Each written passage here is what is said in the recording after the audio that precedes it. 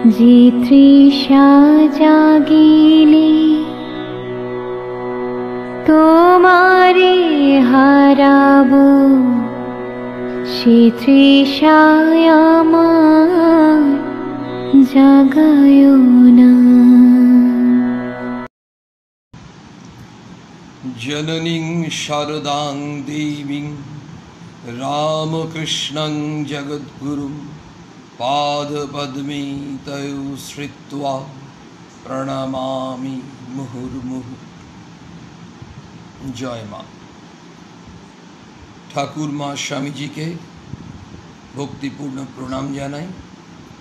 আপনারা ভক্তমণ্ডলী যারা সরাসরি শুনছেন, পরে শুনবেন, সকলের জন্যই আমার আন্তরিক শ্রদ্ধা, নমস্কার ও শুভেচ্ছা থাকলো।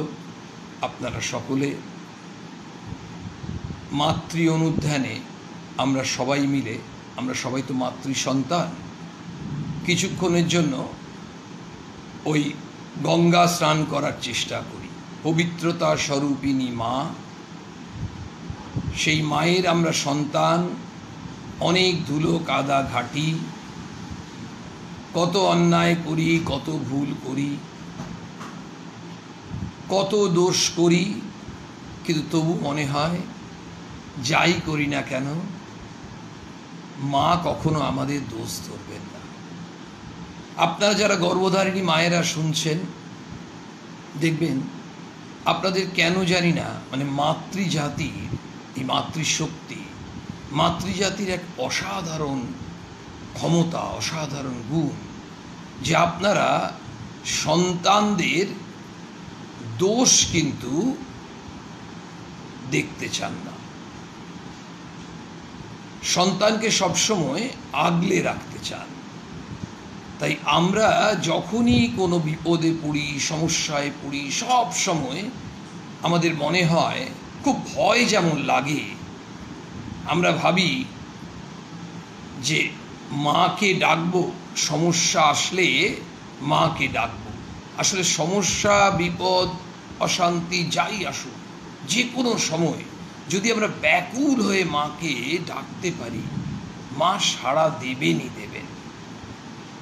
এটা কিন্তু আমরা যখন মায়ের জীবনী পড়ি, মায়ের সান্নিধ্য যারা করেছেন, সন্ন্যাসী সন্তান, গৃহী সন্তান, তারা যখন সেই স্মৃতিচারণ করছেন, তার থেকে আমরা কিছু কিছু সংগ্রহ করতে পারি, জানতে পারি।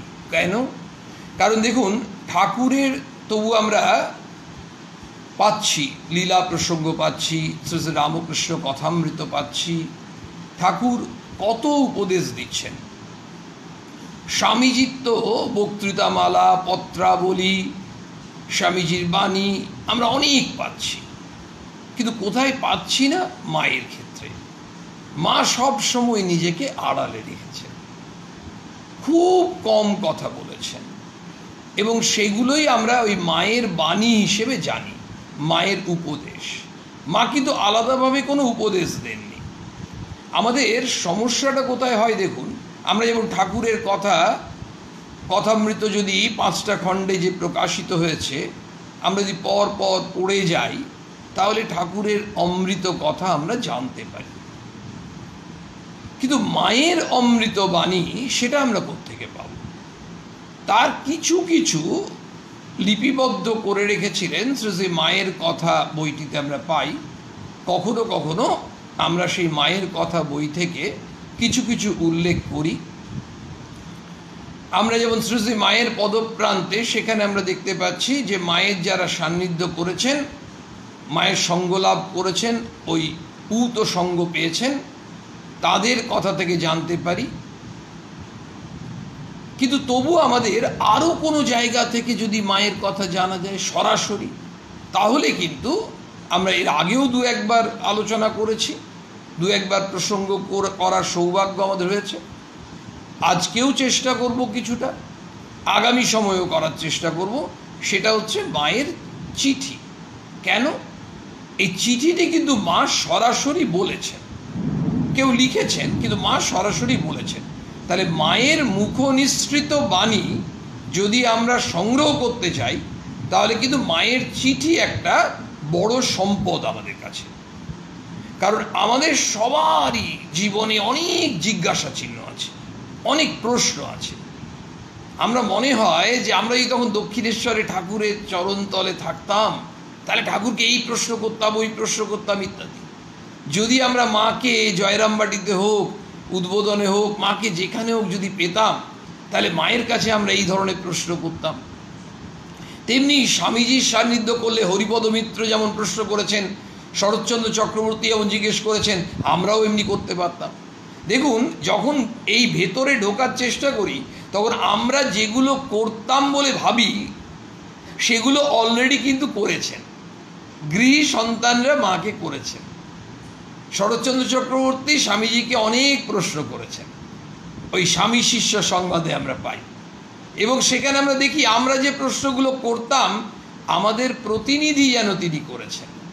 মাস্টারমশাই বা অন্যান্যরা, ভক্তরা যারা ঠাকুরের কাছে যেতেন, তারা যখন প্রশ্ন করতেন, তখন আমাদের মনে হচ্ছে, আরে আমাদের মনের প্রশ্নটাই তো, তাহলে ঠাকুরের উত্তর তো পেয়ে গেলাম।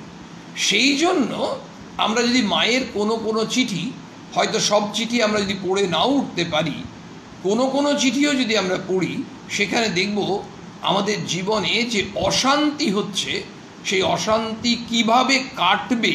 অশান্তি হচ্ছে তো, তাহলে অশান্তি কাটবে কি করে, তার উপায় কিন্তু মা বলেছেন।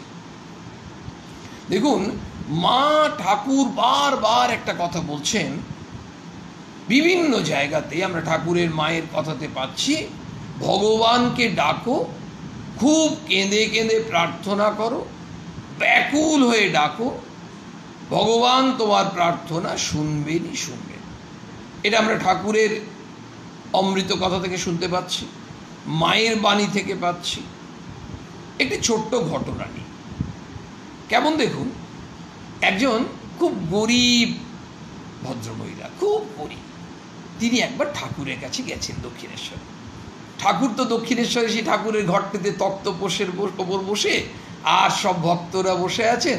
ঠাকুর কি সহজভাবে কথাগুলো বলছেন, আমরা তো ওগুলোই কথা বলতে পাই। তো ঠাকুর তেমনি দক্ষিণেশ্বরে বসে আছেন। যেদিন এসেছেন ওই গরিব ভদ্রমহিলা, সেদিন এসে দেখছে ঠাকুরের ঘরে খুব ভিড়, তার খুব কষ্ট হচ্ছে। তিনি ঠাকুরের সঙ্গে দেখা করতে পারবেন না, এত ভিড়, এদের মধ্যে কি করে তিনি যাবেন। তিনি তো মহিলা, কিন্তু তিনি খুব গরিব, অথচ তার খুব ইচ্ছে হচ্ছে। কত কষ্ট করে দেখুন, তখনকার দিনে তিনি 4টে রসগোল্লা কিনে নিয়ে এসছেন। খুব ইচ্ছা যে তিনি ঠাকুরকে ওই রসগোল্লা খাওয়াবেন, এত স্বাদ নিয়ে এসেছেন, কত কষ্ট করে কিনেছেন। তারপর এসে যখন দেখলেন তিনি ঠাকুরের সঙ্গে দেখা করতে পারবেন না, ওই নহবতের বারান্দায় দাঁড়িয়ে কাঁদছেন যে এত আশা করে এসেছিলাম ঠাকুর, আমি কিন্তু এটা পারলাম না। হঠাৎ একটু পরে ঠাকুর ওই তক্তপোষ থেকে নেমে, তারপর তিনি একটু বেরিয়ে এসে গঙ্গার দিকে তাকালেন, তাকিয়ে না সিঁড়ি দিয়ে নেমে এলেন। নেমে এসে হঠাৎ এদিক ওদিক তাকাচ্ছেন, যেন কাউকে খুঁজছে। করতে করতে এবার এসে সোজা ওই নহবতের বারান্দায় এসছেন। এসে ওই যে মহিলা যিনি এসেছিলেন রসগোল্লা নিয়ে, ঠাকুর সোজা তার কাছে এলেন। এসে বলছেন, হ্যাঁ গো, আমার খুব খিদে পেয়েছে, আমাকে তুমি কিছু খেতে দেবে? বলতে বলতে, শুনতে শুনতে আমাদের গায়ে কাঁটা দিয়ে উঠছে। সত্য ঘটনা।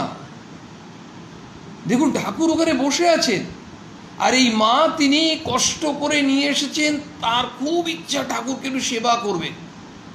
তিনি নহবতের বারান্দায় দাঁড়িয়ে ব্যাকুল হয়ে কাঁদছেন যে আমি দিতে পারলাম না ঠাকুর, ভগবান তো শুনবেনই শুনবেন। তিনি ওইখানে বসে আছেন, ভগবান স্বয়ং চলে এসছেন, পায়ে হেঁটে একেবারে তার কাছে চলে এসছেন, ভক্তের কাছে। ভগবান ভক্তের ডাকে থাকতে পারেন না, চলে আসেন।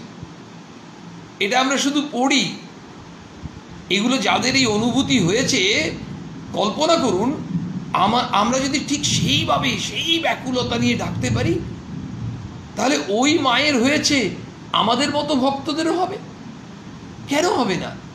ঠাকুর কি কোনো একজনের জন্য এসেছে? মা বলেছেন না, ঠাকুর কি রসগোল্লা খেতে এসেছিলেন? মানে একদম ঠাকুর তো উদ্ধার করতে এসেছেন।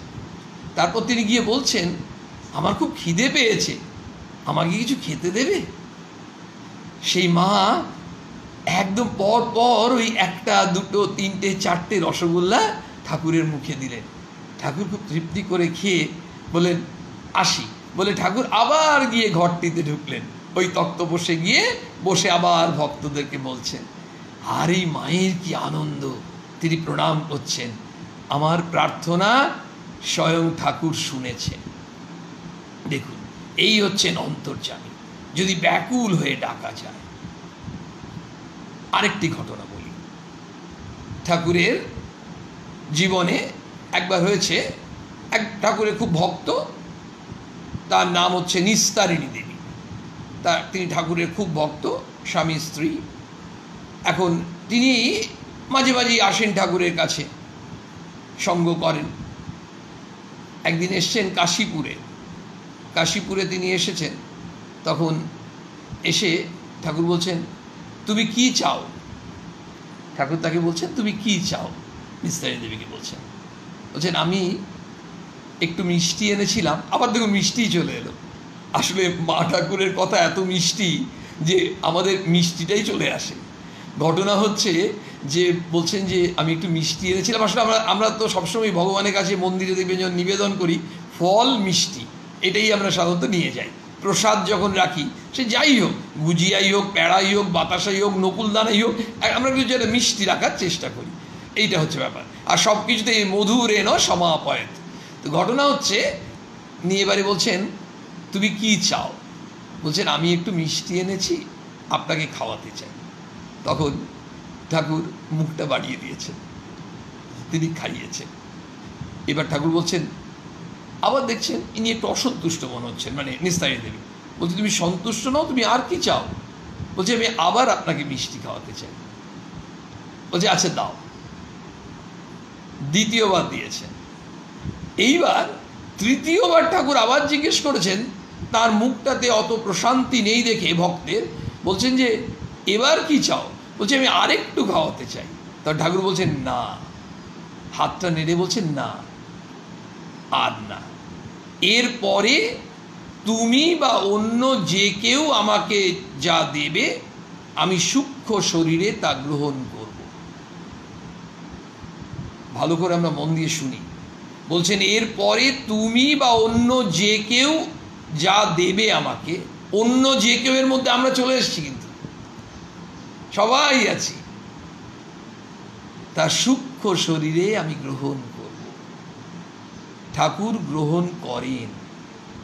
ভক্ত ভগবানকে নিবেদন করেন, সেই নিবেদনের সঙ্গে ওই ভক্তি, ওই ব্যাকুলতা, ওই আরতি, ওই যে মনের আকুতি, সেইটি আছে কিনা, তার সঙ্গে সততা, তার সঙ্গে নিরভিমানতা, তার সঙ্গে সত্যাচার।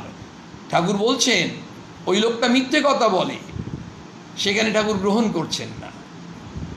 দেখুন, এই যে অর্থাৎ তাকে যদি আমরা নিবেদন করি আকুতি ভক্তি সহকারে, তিনি গ্রহণ করেন। মা বলছেন না, ওই যে সব তুমি ঠাকুরের, মা একবার বলছেন যে ঠাকুরের একটি ছবি একবার দেখুন। একটি ঘটনার কথা বলি।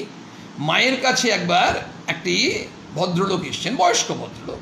তিনি একটি মেয়েকে নিয়ে এসছেন। মেয়েটি কিন্তু তারই মেয়ে, এই 16-17 বছরের মেয়ে।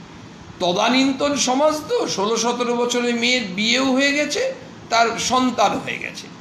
তো ওই ভদ্রলোক ওই মেয়েটিকে নিয়ে মায়ের কাছে এসেছেন। মায়ের কাছে যখন এসেছেন, নিয়ে ঢুকেই ওই মেয়েটি অঝরে কাঁদতে শুরু করেছে। তখন মা বলছেন, কি হয়েছে মা? তখন ভদ্রলোক বলছেন, এ হচ্ছে আমার মেয়ে হয়েছিল, সেই সন্তানটি মারা গেছে। স্বাভাবিকভাবেই সন্তান হয়েছে, তারপর মারা গেছে, সন্তানের মায়ের কি কষ্ট, সেটা তো খুব স্বাভাবিক। এরপরে মা তখন সবে মারা গেছে। মা প্রথমে একবার ভাবছিলেন, তারপর ডেকে দিলেন, কাছে ডেকে, আর ওই মেয়েটি মায়ের চরণ ধরে প্রণাম করে খুব কাঁদছে। মা তখন ওই মেয়েটির মাথায় হাত বুলোতে বুলোতে বলছেন, দেখো, জানবে ঠাকুরই সত্য, ঠাকুরের একটা ছবি নিজের সঙ্গে রাখবে। মা কাকে বলেছিলেন? আমরা বলবো ওই যে বয়স্ক ভদ্রলোক, তার মেয়েকে, যিনি কাঁদছিলেন সন্তান হারা হয়ে। কেন আমাদের বলেননি? আমরা এইভাবে বিষয়গুলোকে কেন ভাববো না? ঠাকুরের একটি ছবি সঙ্গে রাখবে। আমরা ওই যে দেখবেন আমাদের পকেটে হোক, আপনারা মায়েরা আপনাদের ব্যাগে হোক, ওই যে ঠাকুর, মা, স্বামীজি, গুরুদেব, এইভাবে ফোল্ডার পাওয়া যায়, আমরা রাখি।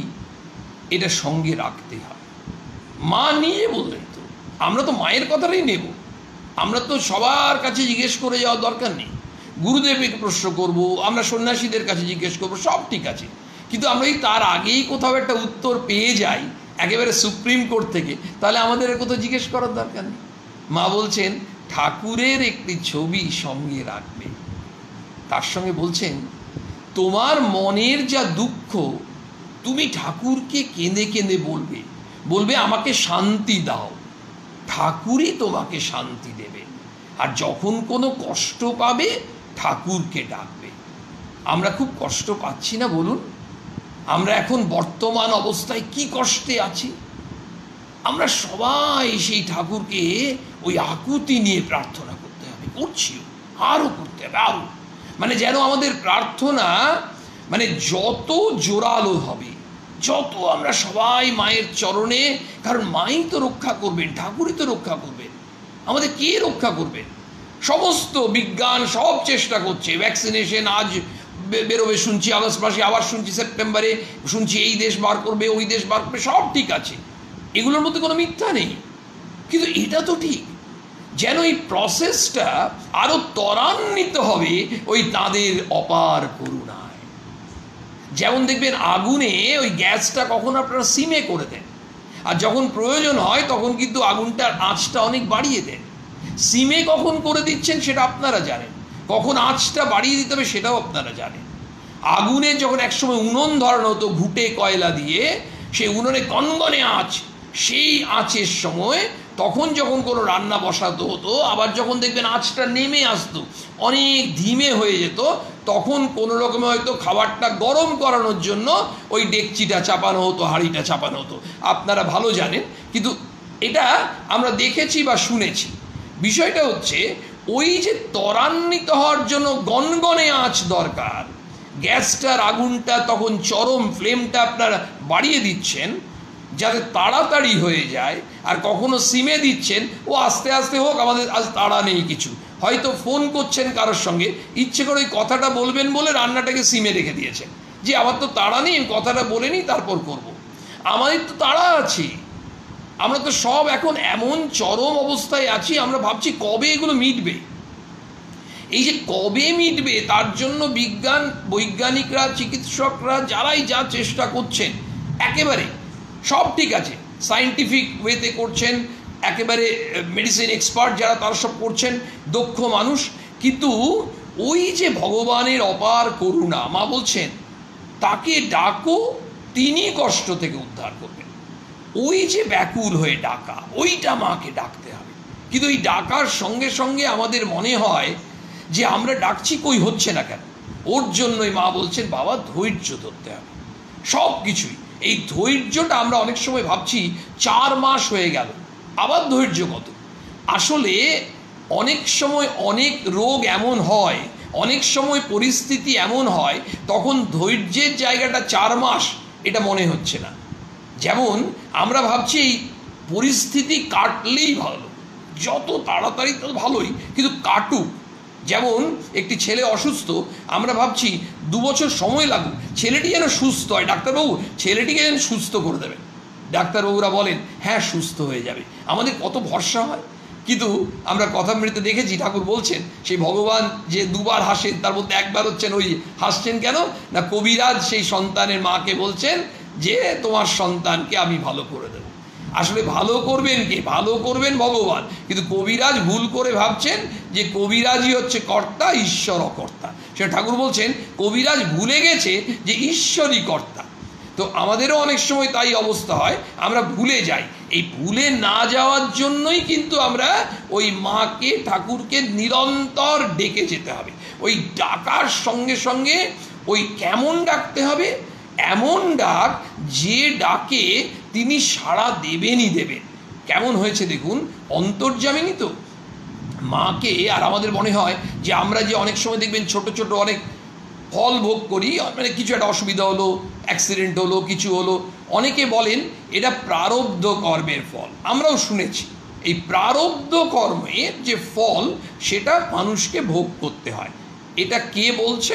একজন মায়ের সন্তান মাকে একবার জিজ্ঞেস করছেন, মা, প্রারব্ধের ফল কি ভোগ করতেই হয়? ভগবানকে ডাকলেও, ভগবানের নাম করলেও কি প্রারব্ধ ভোগ করতে হবে? ভগবানের নাম করছি, যে ঠাকুর বলছেন ঈশ্বরের নাম গুণগান সর্বদা করো। মা বলছেন ভগবানকে ডাকো, ঠাকুরকে ডাকো। এবার মাকে সন্তান চেপে ধরেছে, মানে চেপে ধরেছেন মানে এই অর্থে যে তাহলে মা তুমি একটু কৃপা করে বলো যে আমাদের তো মঙ্গল। মাকে বলছেন যে মা তুমি একটু কৃপা করে বলো, ভগবানের নাম করলে প্রারব্ধ কেটে যাবে তো, প্রারব্ধের ক্ষয় হবে তো? তখন মা বলছেন প্রারব্ধের ভোগ ভুগতেই হয়।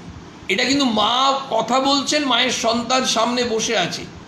এই ধরনের প্রশ্নোত্তর থেকে আমরা জানতে পারছি। কিন্তু এমন নয় যে কোনো একটা পত্রিকায় বেরিয়ে গেছে বা কেউ একজন কোনো প্রোগ্রামে বলেছিলেন, কোনো বক্তা বলেছিলেন, এইসব নয়। কিন্তু সরাসরি মায়ের সঙ্গে মায়ের সন্তানের কথোপকথন হচ্ছে। এবং আমরা অনেকেই মায়ের সামনে থাকলে মাকে এই কথা জিজ্ঞেস করতাম। মা আমাদের সামনে থাকলে, মা গো, প্রারব্ধের ফল, আমরা ঈশ্বর নাম করছি, ভগবানকে ডাকছি, জপ করছি, আমাদেরও কি প্রারব্ধ ভোগ করতে হবে? মানে যা করে এসেছি তার ফল ভোগ করতে হবে? মা উত্তর দিচ্ছেন প্রারব্ধের ভোগ ভুগতেই হয়। তারপর বলছেন তবে ভগবানের নাম করলে যা হয়, যেমন একজনের পাটা কেটে যেত, পাটা কেটে বাদ হয়ে যেত, সেখানে একটু কাটা ফোটার ভোগ হয়। মানে যেখানে ধরুন একটা পা হয়তো কেটে যেত, পুরো পাটাই কেটে যেত, সেখানে একটু কাটা ফুটলে কতটুকু লাগে? কিছুই না। মানে অর্থাৎ ভগবানের নাম করলে প্রারব্ধের কর্মফল যেটা ভোগ করতে হবে সেটা বলতে ভোগ করতেই হবে। কিন্তু ভগবানের নাম করলে কি হয় না, যেখানে একজনের পাটা কেটে যেত সেখানে একটু কাটা ফোটার মতো ভোগ হবে। তার মানে যেখানে ধরুন একটা বিরাট ভোগ ছিল, সেখানে এত অল্পের উপর দিয়ে বেরিয়ে যাবে যেটা কিছু মনেই হবে না। এবং দেখুন আপনারা, শ্রীরামকৃষ্ণ পুথিকার অক্ষয় কুমার সেন, আমরা তো এদিকে পাচ্ছি লীলা প্রসঙ্গ আর এদিকে পাচ্ছি ঠাকুরের পুঁথি। এই পুঁথি রচনা করেছেন কে? অক্ষয় কুমার সেন। অক্ষয় কুমার সেনের একটা কথা আপনাদের সঙ্গে ভাগ করি।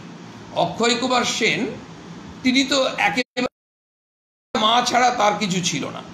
তো তিনি মাঝে মাঝে বলতেন যে ঠাকুর আমার গুরু, আমার সব, কিন্তু দিনে যদি ঠাকুরকে 200 বার স্মরণ করি, মাকে 1000 বার স্মরণ করি।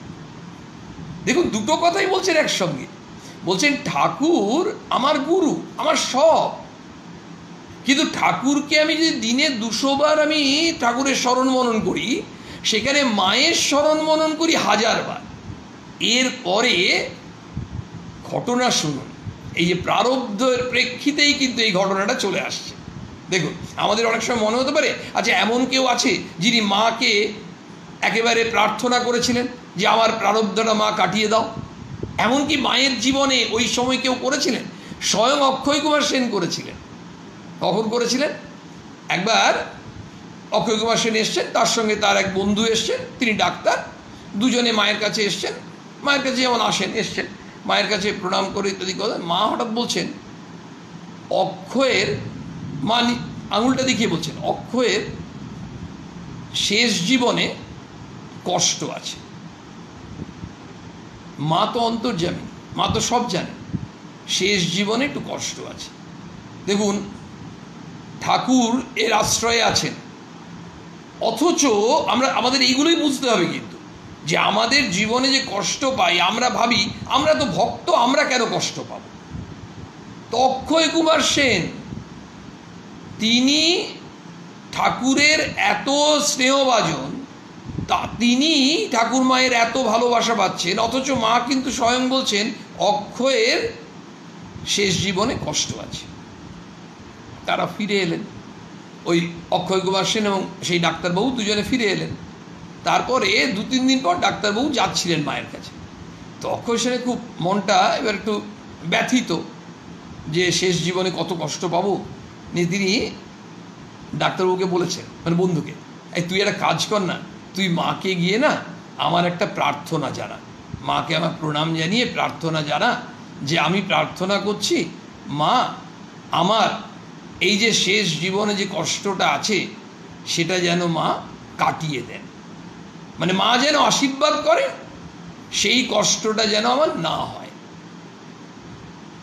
মাকে গিয়ে এবার কিন্তু খুব মন দিয়ে দেখতে হবে, শুনতে হবে, যে উনি প্রার্থনা জানালেন। মা স্বয়ং ভগবতী বলছেন না, যে ঈশ্বরই পারেন সেই কপালের লিখনকে দূর করে দিতে, মোচন করে দিতে, মা নিজে বলছেন। কিন্তু দেখুন, মায়ের কাছে গিয়ে যখন সেই বন্ধু সেই প্রার্থনাটি জানিয়েছেন, প্রণাম জানিয়েছেন, প্রার্থনা জানিয়েছেন, নিয়ে বলছেন মা আশীর্বাদ করুন, তিনি বলেছেন যে তার যেন, আমার বন্ধুর যেন ওই শেষ জীবনে যে কষ্টটা সেটা না হয়। তখন মা বললেন, কষ্ট হবে না কথাটা ব্যবহারই করলেন না, কষ্ট হবে না বললেন না, মা বললেন সামান্য কষ্ট হবে, কিন্তু কষ্ট হবে না বললেন না। ওই যে সামান্য কষ্ট হবে মিলিয়ে নিন আগের কথার সঙ্গে। মা বললেন ভগবানের নাম করলে, যখন প্রশ্ন হয়েছিল ভগবানের নাম করলে প্রারব্ধ ভোগ করতে হয় কিনা, মা বলছেন প্রারব্ধ কর্ম ভোগ করতেই হবে, প্রারব্ধের ভোগ ভুগতেই হবে। বলছেন ভগবানের নাম করলে যা হয় কি হয় না, যেখানে পাটা কেটে বাদ যেত সেখানে হয়তো কাটা ফোটার মতো একটু কষ্ট হবে। ঠিক এখানেও তাই হলো, মা তাকে বললেন সামান্য কষ্ট হবে। এবং অক্ষয় কুমার সেনের জীবনের শেষের দিকে কষ্ট হয়েছিল, হয়তো যে পরিমাণ কষ্ট হতো তার থেকে নিশ্চয়ই অনেক কম হয়েছিল, কারণ স্বয়ং মা বলে দিয়েছিলেন যে সামান্য কষ্ট হবে। সুতরাং ওই মায়ের যে করুণা, কৃপা, আশীর্বাদ, তাতেই কষ্টের পরিমাণ এত কমে গেছিল। তাহলে এখন আমাদের মনে হতে পারে আমরা তো অক্ষয় কুমার সেন নই, আমরা নিজের অক্ষয় কুমার সেনের মতো মানুষ নই, আবার আমরা স্বয়ং মাকে সামনে পাচ্ছি না, তাহলে আমাদের কি হবে, আমাদের সাধারণ মানুষের কি হবে? মা তো বলছেন প্রত্যেকের জন্য একই, ওই যে আশীর্বাদটা করলেন, ওই আশীর্বাদ তো মা আমাদের নিরন্তর করছেন। মাই তো আবার স্বয়ং বলে গেলেন, যারা এসেছে, যারা আসেনি, যারা আসবে, আমার সকল সন্তানদের জানিয়ে দিও আমার ভালোবাসা ও আশীর্বাদ সকলের ওপর আছে। তো আমরা সেই সন্তান, মায়ের সন্তান তো আমরা। কোন সন্তান? এসেছে, আসেনি, আসবে, আসবেতে। কারণ মা যখন বলছেন আসবে, তখন আমরা তারপরে এসেছি, তাহলে আমরা এসেছি, আমরা মায়ের সন্তান, মায়ের ভালোবাসা আশীর্বাদ আমাদের ওপর আছে, কারো কাছে জানার দরকার নেই, মা নিজে বলে গেছেন। তাহলে মা আশীর্বাদটা দিয়ে গেলেন এই অক্ষয় কুমার সেনের মতো আমাদের সবাইকে। কি না, আমরা যদি সেইভাবে আকুতি নিয়ে আমরা ঈশ্বর চিন্তা করি, তাহলে আমাদের যে কর্মফল, প্রারব্ধের ফল যেটা, সেটা ভুগতে হলেও খুব সেটা একেবারে নিছক অল্পের ওপর দিয়ে কেটে যাবে, যেটা মা বারবার বলছেন।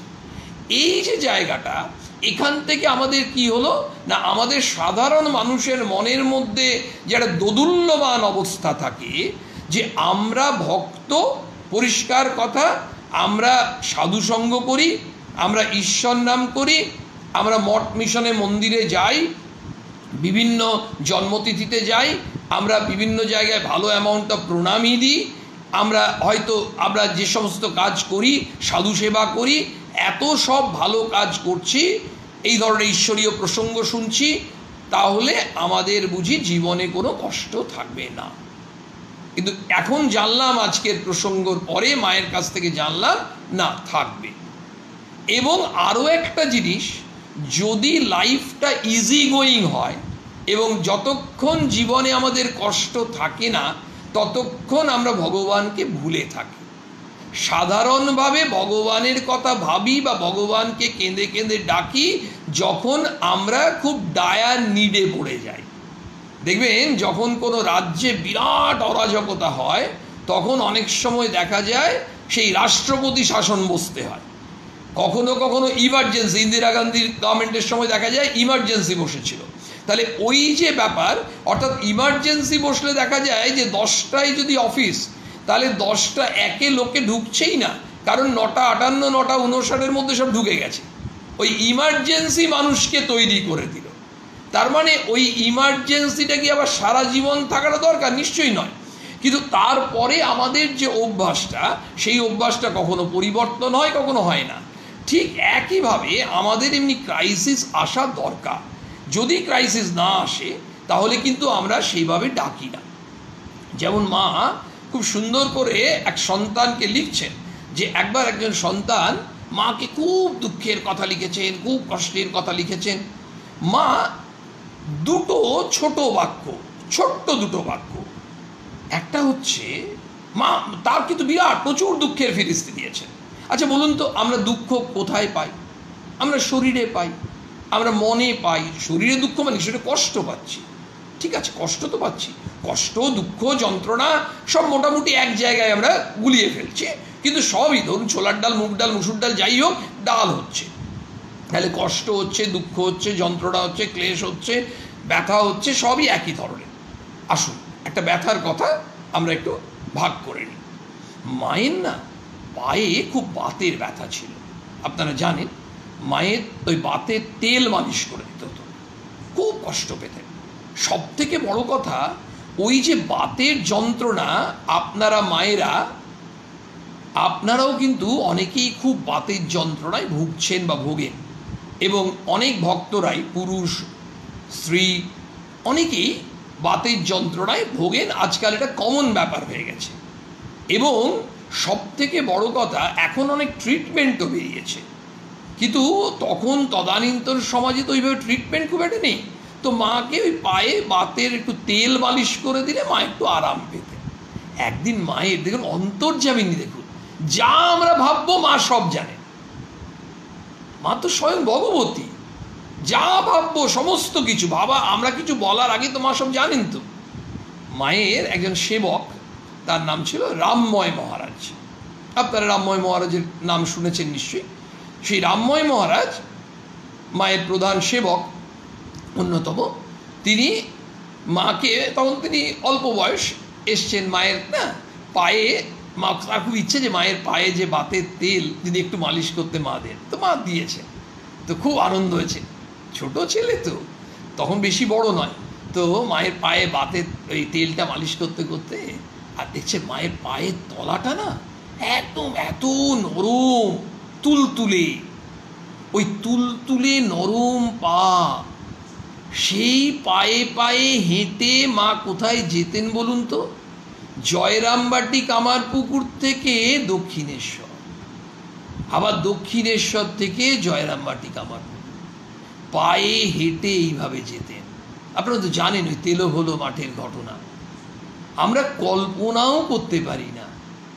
পায়ে হেঁটে ডিস্টেন্সটা মনে করুন। দক্ষিণেশ্বরও আপনারা চেনেন, আমরা চিনি, জয়রামবাটি কামারপুকুরও আমরা চিনি। এই জয়রামবাটি কামারপুকুর থেকে দক্ষিণেশ্বর যাওয়া আসা পায়ে হেঁটে করতেন, ওই নরম তুলতুলে পা নিয়ে। বাতের যন্ত্রণায় কষ্ট পাচ্ছেন, সেখানে গায়ের মধ্যে খুঁড়িয়ে খুঁড়িয়ে যাচ্ছেন, কাউকে বলছেন না। মায়ের কোনোদিন কোনো অনুযোগ নেই, অভিযোগ নেই। যত কমপ্লেন আমাদের, আমরা সবাই কমপ্লেন করি, because we are not satisfied. আমরা কোনো কিছুতেই তৃপ্ত নই, আর তৃপ্ত নই বলেই কিন্তু আমরা অনুযোগ করি। লক্ষ্য করে দেখুন, অনুযোগটা আসে কোত্থেকে? অতৃপ্তি থেকে। যদি যা পেলাম, দুপুরে খেলাম, বাহ সুন্দর হয়েছে, বলো কিছু একটা ভুল টুল, কিছু কম হয়েছে, নুন না না ঠিক আছে, খুব তৃপ্তি করে খেলাম। দেখুন, যিনি খাওয়াচ্ছেন তারও কত আনন্দ হলো। আর যদি আমরা প্রথমেই এটা ভালো হয়নি, ওটা ভালো হয়নি, সেটা ভালো হয়নি ইত্যাদি করছি, তারপরে আমরা সবসময় কমপ্লেন করছি। এই কমপ্লেনিং হ্যাবিটটা খাওয়ার নয়। সব জায়গাতে বাসের সিটে, বাসে দেখবেন উঠেই না, অনেকে বাসটা যদি ফাঁকা থাকে, এক একজনকে দেখেছি খুব মজার হয়, একবার এই সিটে বসছে, আবার সরে গিয়ে আবার ওই সিটে বসছে, মানে বিভিন্ন সিট চেক করে দেখছে কোনটা বসলে ভালো হয়। ভালো জিনিস, কিন্তু মানে যে সিটটাকেই ডিসকার্ড করছে, রিজেক্ট করছে, মানে ওই সিটটা পছন্দ নয়, মানে ওই সিটটার ব্যাপারে কমপ্লেন আছে। আলটিমেটলি যে সিটটায় বসলেন, পরে দেখা গেল রাস্তায় যেতে যেতে মিনি বাসটায় বৃষ্টি হচ্ছে আর ওই দিক দিয়ে জলটা ঢুকছে, ওখানে উনি খেয়াল করেনি ওই জানলাটা ভালো করে লাগে না। আমাদের যারা বেশি অনুযোগ অভিযোগ করতে থাকি না, আমরাই বেশি মার খাই। আর যদি আমরা একটু যা আছে তা দিয়ে হ্যাপি থাকি, তাহলে কিন্তু আমাদের কষ্ট কম। তো মায়ের কোনোদিন কোনো অনুযোগ ছিল না, অভিযোগ ছিল না। মা কাউকে বলতেনও না, টুকটুক করে ওই সব সময় ওই কোথায় সবজি নিয়ে, দেখুন শাক সবজি নিয়ে ঝুড়ি করে মাথায় নিয়ে ওই দরজাটা দিয়ে টুকটুক টুক করে ঘরে ঢুকছে। মায়ের সেবক দিকে অবাক, রে আসলে ওদিকে আকাশে মেঘ, প্রচণ্ড বৃষ্টি আসবে, অন্ধকার হয়ে গেছে, মা কাউকে বলেননি, নিজে ঢুকছে। মা ওই খুরপি দিয়ে রাত 1:30টার সময় হ্যারিকেনে আলোতে ওই ইটগুলো তুলে তুলে পরিষ্কার করছে, যাতে মায়ের সন্তান না। মা তো কাউকে বললেই সে করে দেবে, মানে আনন্দের সঙ্গে করে দেবে, সৌভাগ্য। মা কাউকে বলছেন। তো সেই বাতের ব্যথা নিয়ে মা ওই দুধ আনতে যেতে, কোথায় না মায়ের সন্তানরা আসবে, চায়ে তো দুধ লাগবে, তো দুধটা পাবেন কোথায়? মাকে ওই দুধ জোগাড় করতে যেতে হতো বাতের যন্ত্রণা নিয়ে। দেখুন, আপনারা যদি বাতের যন্ত্রণা নিয়ে এদিক ওদিক ঘুরছেন এবং মানুষের সেবার জন্য, সন্তানের সেবার জন্য, প্রতিবেশীর সেবার জন্য আপনাদের আনন্দ হবে, এখন মনে হবে মা যদি এত করতে পেরেছেন তাহলে আমরা করতে পারবো না কেন? কোথায় বাতের যন্ত্রণা? দেখা গেল বাতের যন্ত্রণা, অর্থোপেডিক ডাক্তারের কাছে অ্যাপয়েন্টমেন্ট ছিল, গেলেনই না, বলছে পালিয়ে গেছে, কোথায় ভ্যানিশ। আরে মায়ের কথা ভাবছিলাম, মা বাতের যন্ত্রণায় এত কষ্ট পেয়েছেন, আমরা একটু কষ্ট পাবো, আমরা পাবো। ওই কষ্ট পেলে যদি মনে হয় যে মা কত কষ্ট করেছেন, আমরা এইটুকু কষ্ট করতে পারবো না, এতে দেখা যাবে আমাদের এই বাতের যন্ত্রণা থাকলেও আর ফোন করে বলতে হবে না, দিদি বাতের যন্ত্রণায় কি কষ্ট, কি কষ্ট। ওই দিদি বলছেন, কিন্তু এই দিদি বলছেন না, কারণ এই দিদি অলরেডি মায়ের প্রসঙ্গ শুনতে শুনতে তার মনের মধ্যে একটা আলোড়ন শুরু হয়ে গেছে। এটাই আমাদের হচ্ছে। কিন্তু এক ভক্ত সেদিন খুব সুন্দর বলেছেন, জানেন তো, আমরা তো সবাই ভক্ত। এক ভক্ত বলছেন এই ভেতরটা একটু ওয়াশ হচ্ছে, মানে আমরা যেমন ওয়াশ করি, পরিষ্কার করি, চৌবাচ্চা অনেকদিন জল থাকলে পরিষ্কার করি, ট্যাঙ্কে পরিষ্কার করি, বলছে আমার ভেতরটা, মানে আমাদের সবারই ভেতরটা ওয়াশ হচ্ছে। দেখুন আমাদের ভেতরটা একটু একটু তো ধুচ্ছে। আমরা এটা ধরে নিতে পারি না, আমরা ঠাকুর মা স্বামীজির কথা শুনছি আর দিনের পর দিন শুনছি, আমাদের একটু হলেও, সে কেউ বলবে তোমার কত হয়েছে জানো, 0.0000001%, বলো অত পার্সেন্টেজ বুঝি না ভাই, অত অঙ্ক বুঝি না, একটু হলেও পরিবর্তন হচ্ছে। এখন কেউ না এসে যদি বলে যে আমি সকাল থেকে কিছু খাইনি, তখন আমার মনে হয় তাড়াতাড়ি গিয়ে দেখি টিনে মুড়ি আছে কিনা, কিছু আছে কিনা, একটু গিয়ে দেওয়ার চেষ্টা করি, খুব আনন্দ, মা তুমি আজকে একজনকে পাঠিয়েছো। তো মা ওই পায়ে বাতের তেলটা মালিশ করার জন্য ওই রামময় মহারাজ তো করেছেন।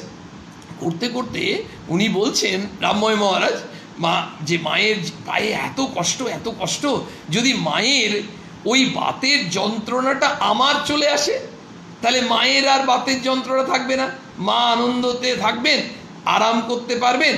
মায়ের কত কষ্ট হয় উনি মনে মনে ভাবছেন যে মা তোমার ওই পায়ের যে বাতের যন্ত্রণা আমাকে তুমি দিয়ে দাও, মা আমাকে দিয়ে দাও, আমি তো ছোট, আমি তো অল্প বয়স, আমি এটা কষ্ট সহ্য করতে পারবো, তুমি কষ্টটা নিও না মা। নিয়ে একটু করে হাতটা ইয়ে করছেন, তখন মা রামময় মহারাজের চিবুকে এমনি করে চুমু খেয়ে বলছেন, ছি ছি। ওটা কিন্তু মনে মনে ভেবেছেন রামময় মহারাজ, মা তো অন্তর্যামিনী। মা বলছেন, এসব ভাবছো কেন, তোমাদের অনেক কাজ করতে হবে, ঠাকুরের অনেক কাজ করতে হবে, আমি তো বুড়ি হয়ে গেলাম, আমার জন্য এমনি ভাবছো কেন? দেখুন, শুধু একবার ভাবা, শুধু, অথচ ওই ভাবছে কে? সন্তানই ভাবছে। সন্তান মায়ের জন্য ভাববেই তো, কিন্তু মা যে সন্তানের জন্য আরো বেশি ভাবছে। মা বলছেন, না গো, ছি ছি ছি, এ কি ভাবছো, এমনি ভাবতে নেই, ও তো, আমি তো বুড়ি হয়ে গেছি, আর তোমাদের ঠাকুরের কাজ করতে হবে, অনেক অনেক কাজ করতে হবে। তাহলে দেখুন, আমরা যা মনে মনে ভাববো, যদি আমাদের ভাবনার মধ্যে কোনো কপটতা না থাকে, বারবার বলছে কপটতা, ওই যে ঠাকুর বারবার বলছেন না, ভাবের ঘরে চুরি করো না। আমাদের সবসময় ভাবনাটা ফিল্টার্ড হয় না। আমরা ওয়াটার ফিল্টার কিনেছি। ওয়াটার ফিল্টার কেন কিনেছি? আজকাল ঘরে ঘরে ওয়াটার ফিল্টার, অ্যাকোয়াগার্ড এসব আছে। কারণ জলটা পলিউটেড, জল ভালো আসছে না, জলের জন্যই তো রোগ। কত জলবাহিত রোগ হয়েছে বলুন তো, জন্ডিস, আরও কত রকম। সে জলটা ফিল্টার করে খেতে চাই, সবসময় তো ফুটিয়ে সম্ভব হয় না। তো ওয়াটার ফিল্টার, আর আমাদের থটটাকে তো ফিল্টার করতে হবে, ভাবনাটাকে ফিল্টার করতে হবে। ভাবনাটা ফিল্টার নয় তো, সেই জন্য কি হয়েছে, মনে একটা ভাবছি আর মুখে অন্য ধরনের কথা বলছি। মনে হয়তো একজনের সম্বন্ধে খুব হিংসা করছি একদম, আর মুখে সামনে বলছি বাবা বাবা তোমার ছেলে এত ভালো রেজাল্ট করেছে, আমার ছেলেটা খারাপ রেজাল্ট করেছে, সে তো খুব হিংসা হচ্ছে। হ্যাঁ, একসঙ্গে পড়তে যেত সাইকেলে করে, এই করতো সেই করতো, কত নোট আমরাই দিয়েছি, কত সব করেছি, আমাদের বাড়িতে বিকেলবেলা এসে লুচি তরকারি খেয়ে এখানে পড়তে বসেছে, এইসব আমরা নিজেরাই বলি। আর সেই সব করার পর আর ও গেল ভালো রেজাল্ট করে দিল আমার ছেলের থেকে, যত সব এইসব ভাবছি। আর যে সামনে এসছে, ওরে কী আনন্দ কী আনন্দ, আরে তোরা তো দুজনই আমার ছেলে। হ্যাঁ, তার মাকে বলা হচ্ছে একই তো ব্যাপার, তুমি আর আমি কি আলাদা? তুমি নয় গর্ভে ধরেছো, আমি ধরিনি, কিন্তু আমিও তো তার মায়ের মতো। এইসব আমরা মায়ের কথা শুনি, কিন্তু কি হলো না, দুটোর মধ্যে একটা কন্ট্রাস্ট। আমরা ভাবলাম কেউ তো আশেপাশে জানলো না, এদিক ওদিক তাকালাম, কেউ তো জানে না, আমি ছাড়া আর কেউ জানি না। ওই যে রবীন্দ্রনাথের সেই কবিতা, পদ ভাবে আমি দেব, রদ ভাবে আমি, মূর্তি ভাবে আমি দেব, হাসেন অন্তর্যামী। অন্তর্যামী তিনি হাসছেন। সবাই প্রত্যেকেই আমাদের সব যে যার নিজের অহংকার করি, ভাবছি আরে আমি করলাম, ও ভাবছি আমি করলাম ইত্যাদি, কিংবা আমরা এই ধরনের ভাবি যে আমি যেটা ভাবছি ওটা তো আর কেউ জানে না। হ্যাঁ, আমি ছাড়া কেউ জানেই না, ওটা আমি ভেবেছি ভেতরে ভেতরে। কিন্তু ভেতরে ভেতরেই তো রামময় মহারাজ ভেবেছিলেন। রামময় মহারাজ কি লাউডস্পিকার নিয়ে বলেছিলেন? মা তো এই ভাবনাটা ভেতরে ভেতরে জানেন, কারণ মা তো অন্তর্যামিনী। মা সঙ্গে সঙ্গে বললেন না না, ওসব কি ভাবছো, ভেবেছেন রামময় মহারাজ, বলছেন মা এসব কি ভাবছো, ঠাকুরের কাজ তোমায় করতে হবে। ফলে আমরা যে ভাবি যে আমরা কত চালাক, স্বামীজি এক জায়গায় বলছেন খুব সুন্দর কথা, বলছেন চালাকির দ্বারা কোনো মহৎ কার্য হয় না। আমরা ভাবি না আমরা খুব গ্রেট ওয়ার্ক করে দেবো, আরে বাপ, একটু চালাকি করে, একটু ম্যানেজ করে, সব জায়গায় ম্যানেজ করে। এখন একটা দেখবেন খুব সিস্টেম চলছে, ম্যানেজ করে, এ ওকে একটু ম্যানেজ করে চলে গেল, ও একটু ম্যানেজ করে চলে গেল। অফিসে তো এই ম্যানেজমেন্ট কালচারটা খুব চলে, মানে সবাই যে MBA করে এসছে তা না, কিন্তু এই ম্যানেজমেন্টটা হচ্ছে বর্ন ম্যানেজার, মানে তারা একেবারে তৈরি ম্যানেজার, ওর জন্য MBA কোর্স করতে হয় না। এই ম্যানেজ করে করে যে করা, এটাই হচ্ছে সামাও চালাকি করে। তো স্বামীজি বলছেন চালাকি দ্বারা কোনো মহৎ কার্য সিদ্ধ হয় না। আর যাই করবে করো ভাই, এই চালাকি দিয়ে তুমি অফিস থেকে বেরিয়ে আসতে পারো, চালাকি দিয়ে তুমি পাড়ায় একটু সেক্রেটারি পোস্ট নিয়ে নিতে পারো, চালাকি দিয়ে তুমি কমিটি থেকে বেরিয়ে আসতে পারো, চালাকি দিয়ে তুমি নির্বাচনে টিকিট পেতে পারো, কিন্তু চালাকি দিয়ে যেটা করতে পারো না সেটা হচ্ছে কোনো মহৎ কাজ করতে পারো না, মানে কোনো কল্যাণকর কাজ করতে পারো না। কারণ কল্যাণকর কাজ করতে গেলে তোমাকে আগে পবিত্র হতে হবে। পবিত্র মানে কি, তোমার ভেতরে যা চিন্তা আছে আর মুখে যা প্রকাশ করছো ঠাকুরের কথায়, ওই দুটোর মধ্যে কোনো ফাঁক থাকলে হবে না। ওই সরল মনে, রামময় মহারাজ সরল মনে বললেন, মা সঙ্গে সঙ্গে তাকে ওইভাবে করছেন। অদ্ভুত ব্যাপার। যে যখন দেখুন একবার মায়ের কাছে একজন গেছেন, সন্তান গেছেন, মায়ের জীবনে যেটাই দেখছি সেটাতেই মনে হয় ওরে বাবা, মানে মনে হচ্ছে এখান থেকে যেন বেরোবো না, মানে এই রসেই ডুবে থাকবো। এই যে রসে ডুবে থাকা, আপনারা ভক্তরা সত্যি অসীম, মানে আমাদের প্রত্যেকের ওপরে অসীম কৃপা মায়ের, যে আমরা এই মায়ের কথা শুনতে পাচ্ছি, ঠাকুরের অমৃতবাণী শুনতে পাচ্ছি, আমাদের পরম সৌভাগ্য। এদিকে থাকুক লকডাউন ইত্যাদি বা পরিস্থিতি সব আস্তে আস্তে, ওই যে প্রার্থনা ঠিক হবে, ত্বরান্বিত হবে। আমরা খুব করে মা ঠাকুরকে বলবো যে একেবারে খুব তাড়াতাড়ি ওই ভ্যাকসিনেশনও কী হবে আমরা অত বুঝি না, এই পরিস্থিতি থেকে আমাদেরকে রক্ষা করো, উদ্ধার করো। এই উদ্ধার তুমিই করতে পারবে মা, মাতৃশক্তি। আরে মাতৃশক্তি তো ইমিউনিটি, আমাদের ইমিউনিটি গ্রো করতে হবে, তো মাতৃশক্তি আর বিরাট, ওই শক্তি অদ্ভুত একটা ইমিউনিটি এনে দেবে নিশ্চয়ই। একটা আমরা যে চিকিৎসা বিজ্ঞান সেটাকে শ্রদ্ধা জানিয়ে যা করার তো করতেই হবে, আমাদের যে নিয়ম সেগুলো তো করতেই হবে, কিন্তু তার সঙ্গে সঙ্গে নিরন্তর প্রার্থনা করতে পারেন। ওই প্রার্থনার যে বিরাট শক্তি, ওই প্রার্থনা করলে তিনি ভগবান মুখ তুলে চাইবেন। দেখুন একবার কেমন এই মুখ তুলে চাওয়ার ক্ষেত্রে একটি ঘটনার কথা মনে পড়ে যায়। অদ্ভুত ব্যাপার। দেখুন, মায়ের কাছে গেছেন, মা ঠাকুরকে খুব প্রার্থনা করছেন। মা ঠাকুরকে প্রার্থনা করে বলছেন, ঠাকুর, একদম হাত জোর করে ঠাকুরকে প্রার্থনা করছেন। মা বলছে, ঠাকুর, আমার সন্তানের সমস্ত কামনা বাসনা পূরণ করে দিও ঠাকুর। সন্তান আকাশ থেকে পড়েছে, বলছে, মা, বলছে, কি বলো বাবা? বলছে, আমার কামনা বাসনা সব যে পূরণ করে দেওয়ার কথা তুমি বললে ঠাকুরকে, ঠাকুর তো পূরণ করে দেবেন। বলছে, হ্যাঁ। বলছে, আমার মনে অনেক খারাপ কামনা বাসনা আছে জানো।